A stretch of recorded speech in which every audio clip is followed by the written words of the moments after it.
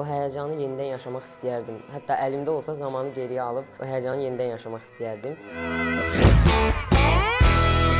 Adım Yusifdir, soyadım Həsənzadədir, 15 yaşım var. TikTok videolarından Afanı görürdüm, düşünmürdüm ki, bura gələrəm. Xoşbəxtəm, heç peşman deyiləm ki, gəlmişəm. Məndə əvvəl sosial təşviş var idi, səhnə qarşısına çıxa bilmirdim, insanlarla ünsiyyət qurmaqda çətinlik çəkirdim. İlk başda meymun ol deyəndə qəribə hiss etmişdim ki, necə meymun olurlar? Komplekslərim var deyə eləyə bilmirdim. Sonradan artıq uşaqlarla qaynayıb qarışmağa başladım, komplekslərimdən azad olmağa başladım. İmtahan günü çox həyəcanlı idi. O həyəcanı yenidən yaşamaq istəyərdim. Hətta əlimdə olsa zamanı geriyə alıb o həyəcanı yenidən yaşamaq istəyərdim. O gün etüdlərimizi təzədən başdan hazırlamağa başladıq. Pərdələr bağlandı ki, biz artıq buradan çıxa bilməyəcəyik. Bu mentorlar gəlirdi, uşaqlar gəlirdi, tələbələr gəlirdi ki, həyəcanlanmayın, bizi daima gümrah tutmağa çalışırdılar.